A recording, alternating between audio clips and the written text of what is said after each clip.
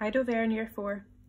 We're going to finish off reading Alice's Adventures in Wonderland, written by Lewis Carroll. We are now at our final chapter, chapter 12. Alice's Evidence. "Here!" cried Alice, quite forgetting in the flurry of the moment how large she had grown in the last few minutes, and she jumped up in such a hurry that she tipped over the jury box with the edge of her skirt, upsetting all the jurymen onto the heads of the crowd below. And there they lay, sprawled about, reminding her very much of a globe of goldfish she had accidentally upset the week before. "Oh, I beg your pardon," she exclaimed in a tone of great dismay, and began picking them up again as quickly as she could, for the accident of the goldfish kept running in her head, and she had a vague sort of idea that they must be collected at once and put back into the jury box, or they would die. "The trial cannot proceed," said the king in a very grave voice, "until all the jurymen are back in their proper places. All," he repeated with great emphasis, looking hard at Alice as he said so. Alice looked at the jury box and saw that in her haste she had put the lizard in head downwards, and the poor little thing was waving its tail about in a melancholy way, being quite unable to move. She soon got it out again and put it right. "Not that it signifies much," she said to herself. "I should think it would be quite as much use in the trial, one way up as the other." As soon as the jury had a little recovered from the shock of being upset, and their slates and pencils had been found and handed back to them, they set to work very diligently to write out a history of the accident, all except the lizard, who seemed too much overcome to do anything but sit with its mouth open, gazing up into the roof of the court. "What do you know about this business?" the king said to Alice. "Nothing," said Alice. "Nothing whatever," persisted the king. "Nothing whatever," said Alice.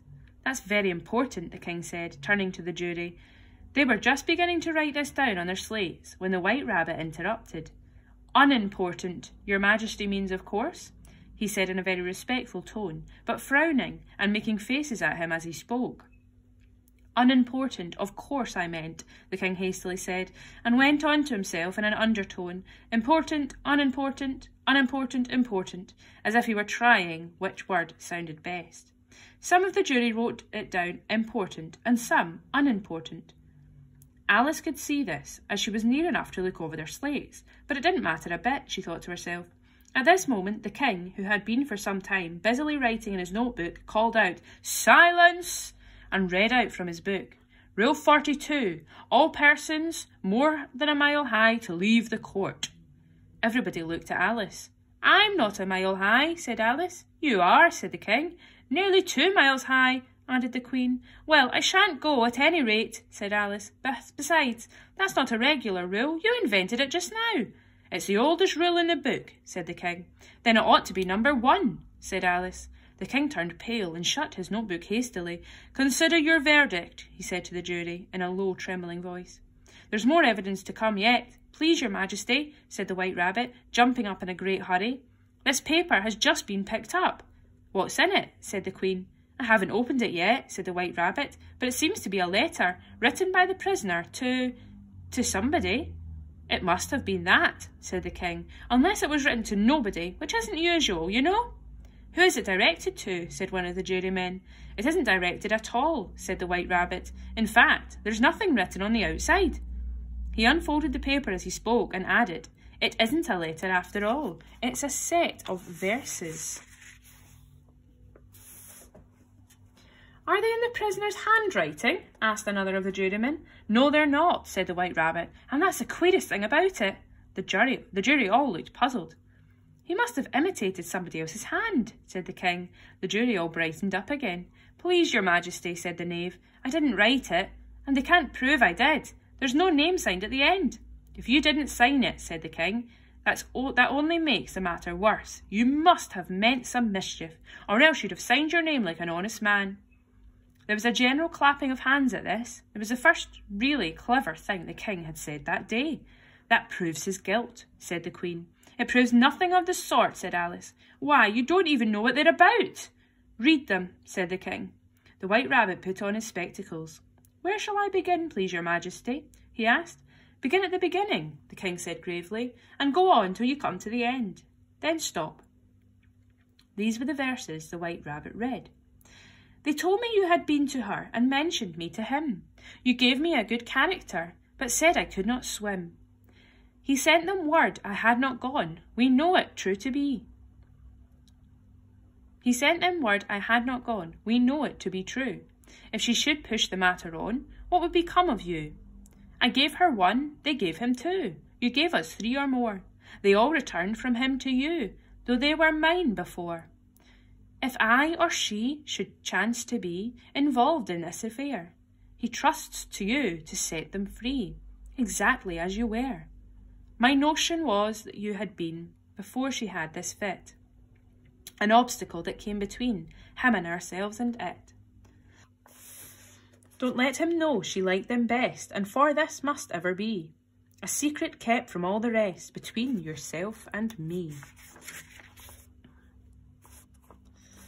It's the most important piece of evidence we've ever heard. We've heard yet, said the king, rubbing his hands. So now let the jury, if any one of them can explain it, said Alice. She had grown so large in the last few minutes that she wasn't a bit afraid of interrupting him. I'll give him 6pence. I don't believe there's an atom of meaning in it. The jury all wrote down on their slates, she doesn't believe there's an atom of meaning in it, but none of them attempted to explain the paper.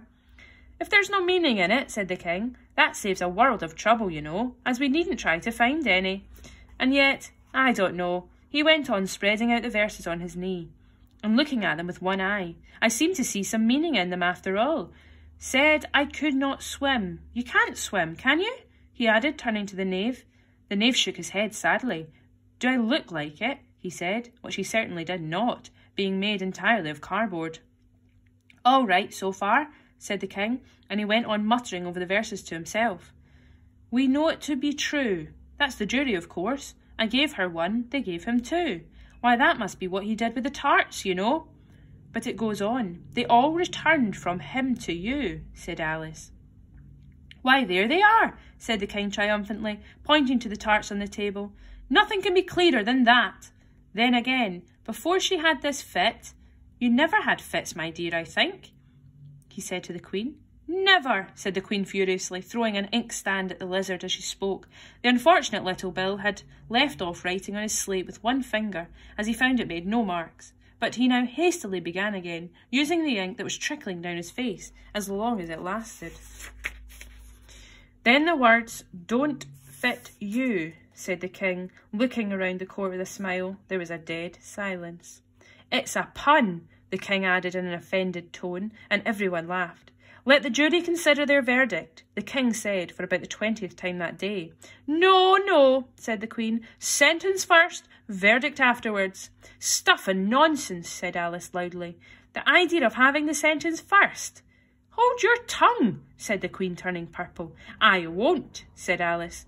Off with her head, the queen shouted at the top of her voice. Nobody moved. Who cares for you, said Alice. She had grown to her full size by this time. You're nothing but a pack of cards. At this, the whole pack rose up in the air and came flying down upon her. She gave a little scream, half of fright and half of anger, and tried to beat them off, and found herself lying on the bank with her head in the lap of her sister, who was gently brushing away some dead leaves that had fluttered down from the trees upon her face. Wake up, Alice dear, said her sister. Why, what a long sleep you've had. Oh, I've had such a curious dream, said Alice, and she told her sister, as well as she could remember them, all these strange adventures of hers that you have just been reading about.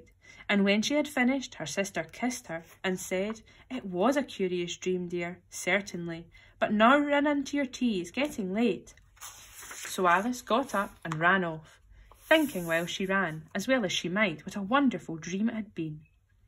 But her sister sat still, just as she left her, leaning her head on her hand, watching the setting sun, and thinking of little Alice and all her wonderful adventures, till she too began dreaming after a fashion, and this was her dream. First she dreamed of little Alice herself, and once again the tiny hands were clasped upon her knee, and the bright eager eyes were looking up unto hers. She could hear the very tones of her voice, and see that queer little toss of her head to keep back the wandering hair that would always get into her eyes. And still as she listened, or seemed to listen, the whole place around her became alive with the strange creatures of her little sister's dream.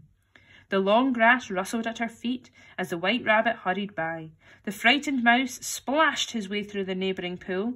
She could hear the rattle of the teacups as a March Hare and his friends shared their never-ending meal, and the shrill voice of the Queen ordering off her unfortunate guests to execution. Once more the pig baby was sneezing on the Duchess's knee, while plates and dishes crashed around it. Once more the shriek of the griffin, the squeaking of the lizard's slate pencil, and the choking of the suppressed guinea pigs filled the air, mixed up with the distant sobs of the miserable mock turtle. So she sat on, with closed eyes, and half believed herself in Wonderland, though she knew she had but to open them again, and all would change to dull reality. The grass would be only rustling in the wind, and the pool rippling to the waves of the reeds. The rattling teacups would change to tinkling sheep bells, and the Queen's shrill cries to the voice of the shepherd boy, and the sneeze of the baby, the shriek of the griffin, and all the other queer noises would change, she knew, to the confused clamour of the busy farmyard, while the lowing of the cattle in the distance would take the place of the mock turtle's heavy sobs. Lastly, she pictured it to herself how this same little sister of hers would, in the aftertime, be herself a grown woman, and how she would keep, through all her riper years, the simple and loving heart of her childhood, and how she would gather about her other little children, and make their eyes bright and eager with many a strange tale, perhaps even with the dream of Wonderland of long ago, and how she would feel with all their simple sorrows, and find a pleasure in all their simple joys, remembering her own child life and the happy summer days. The end.